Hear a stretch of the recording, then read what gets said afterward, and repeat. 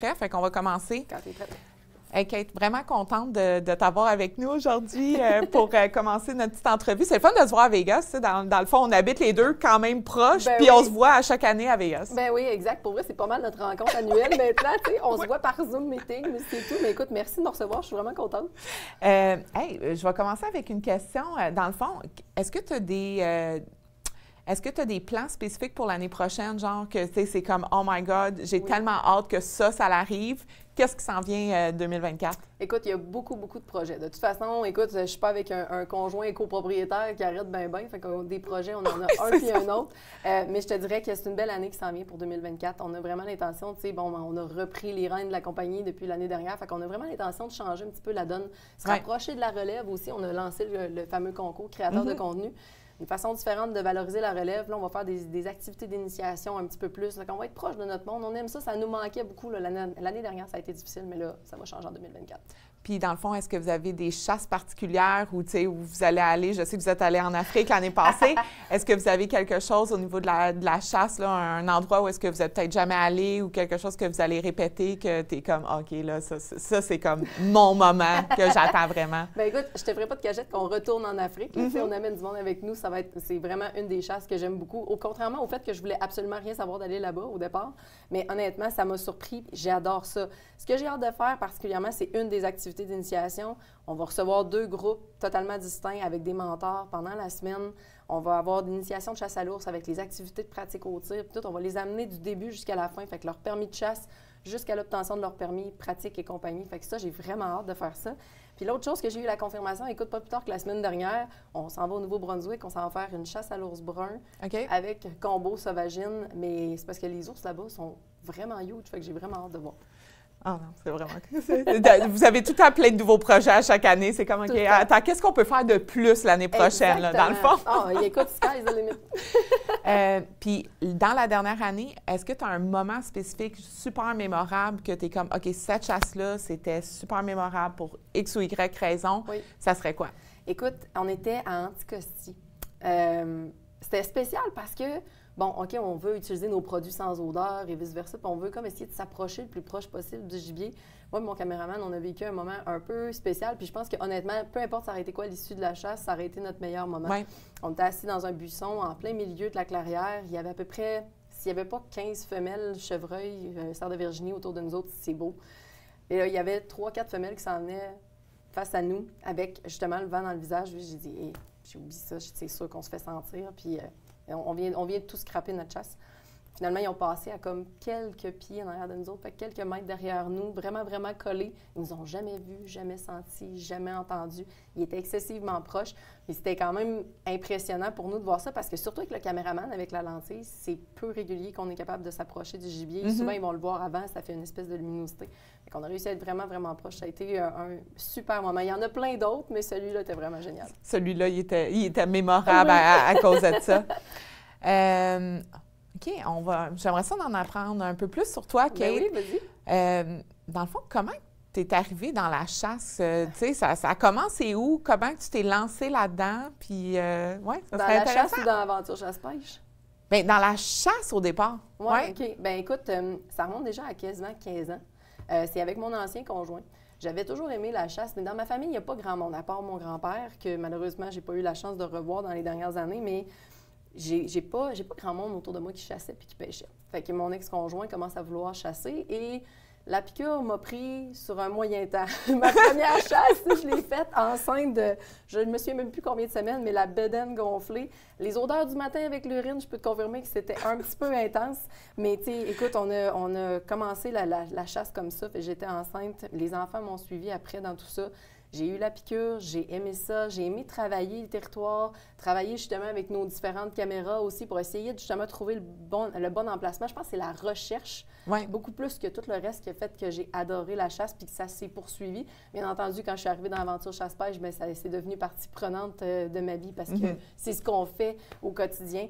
Mais la chasse a toujours fait partie de moi par la suite. Tout ce qu'on pouvait faire comme occasion de chasse, tout ce qu'on pouvait faire, utiliser ou peu importe, tout ce qui avait un lien direct avec la chasse, c'est sûr que j'y allais. Quel conseil tu donnerais comme à quelqu'un qui commence dans la chasse? Écoute, le meilleur conseil, c'est fais-toi confiance. Parce que c'est une grosse question de confiance, je pense. Parce qu'au bout du compte, on fait beaucoup d'essais-erreurs. Ça reste du gibier, c'est des êtres vivants. On ne sait pas trop à quoi s'attendre. On peut essayer de planifier le meilleur des scénarios. C'est jamais comme ça que ça va se passer. En plus, on est à la merci de Miss Météo. Fait qu'on n'a pas le choix vraiment de s'ajuster. Fait que, des fois, on va prévoir vraiment le scénario parfait. On pense que tout va arriver. C'est vraiment de se faire confiance et de continuer à persévérer parce que c'est comme ça qu'on va réussir à pouvoir atteindre nos objectifs. Très beau conseil, ça. OK, petit quiz pour toi. Ouais. Dans le fond, tu as déjà ton arme, tu as déjà ton permis. Tu prépares ton sac, 5 choses que c'est sûr que s'en va dans ton sac. Top 5. Écoute, de quoi pour faire du feu? Oui. Ça, c'est numéro 1. C'est sûr et certain. Trousse de premiers soins. Je sais que ça a l'air étrange, mais c'est parce que si tu es blessé et tu n'es pas capable de te soigner, ça ne fonctionne pas. De l'eau, c'est sûr. Ensuite de ça, je te dirais tout moyen de communication, un sifflet ou quoi que ce soit, ça, oui. C'est hyper important. Et la lampe de poche, pourquoi? Parce qu'il y a des batteries, on est en mesure de refaire du feu avec, on est capable de faire quelque chose, justement, de créer une certaine énergie. Fait que toujours lampe de poche, question de pouvoir être capable de voir un peu ce qu'on fait. Super. Comment tu décrirais le style de vie d'un chasseur à un non-chasseur? Hey boy! Écoute, ça, c'est un débat quotidien, je pense, pour tout chasseur. Surtout aujourd'hui, on s'entend. Je te dirais que c'est un moyen de faire survivre notre famille aujourd'hui. Parce que, bon, on ne se fera pas de cachette. Puis je trouve ça quand même drôle parce que les gens n'aiment pas le terme survie, mais ça en fait partie. Regardons le prix de l'épicerie, regardons le prix de ce qu'on va vraiment aller chercher au supermarché. Ouais. C'est rendu excessivement cher. C'est rendu excessivement transformé. On n'a pas vraiment tout le temps le produit sur lequel, ce qui est écrit sur l'étiquette, on n'est pas trop sûr à savoir si c'est ça. Ouais. Fait que la vie d'un chasseur, c'est vivre ses passions, c'est passer du temps en forêt. C'est aussi de faire une certaine thérapie à chaque fois qu'on y est parce que ça reste que c'est ça nous fait du bien d'aller en forêt. Puis je te dirais que c'est ça, c'est de nourrir notre famille, c'est de cette impression-là de faire, OK, c'est beau, j'ai déjoué la nature pour pouvoir être capable de ramener cette viande-là à la table et pouvoir la partager avec les miens. Fait que je pense que c'est comme ça que je décrirais notre mode de vie. Super, ça.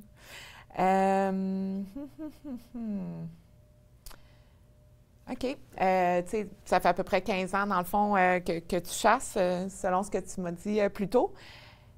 Quelle leçon que tu as appris ou comment que tu as changé ta manière de chasser il y a 15 ans versus aujourd'hui? Je te dirais que je le fais beaucoup plus avec plaisir. On a une certaine attente de résultats quand on commence. On a beaucoup l'intention de vouloir justement arriver à la fameuse récolte finale. Des fois, on laisse passer certains moments, comme j'ai dit tantôt, quand on s'approche d'un gibier ou qu'on réussit à le déjouer, même ne serait-ce pour qu'il vienne sur notre appât ou qu'il vienne sur notre site de chasse. On oublie ces moments-là. On oublie tout ce qui est autour, les anecdotes, l'expérience. Je le dis souvent, la récolte, maintenant, c'est comme ça que je le vois. La récolte, c'est secondaire. C'est l'expérience qu'on a vécue qui vaut la peine puis qui va faire en sorte à ce qu'on va garder ce souvenir-là intégral. On t'a parlé, dans le fond, des produits 2024. Oui. Évidemment, tu connais les 2 séries, tu utilises les caméras. Pour toi, c'est quoi ton coup de cœur, soit d'une caméra qu'on a présentement ou de ce qui s'en vient?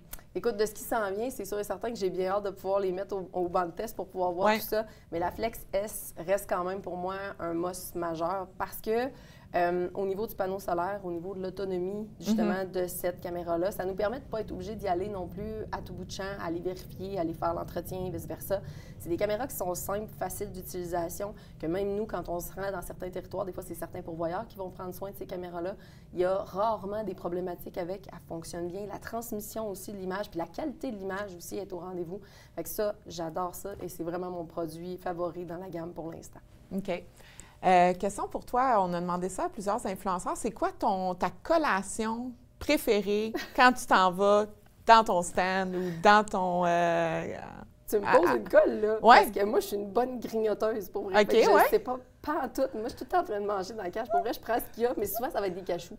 OK, des noix, c'est nourrissant, protéines. Exact, puis ça fait pas de bruit non plus. C'est souvent ça le problème, puis l'enjeu. Fait que, ça se traîne bien, ça fait pas de bruit, mais c'est souvent des cachous. Si j'y pense, mais honnêtement, je suis tout le temps en train de manger dans la cage.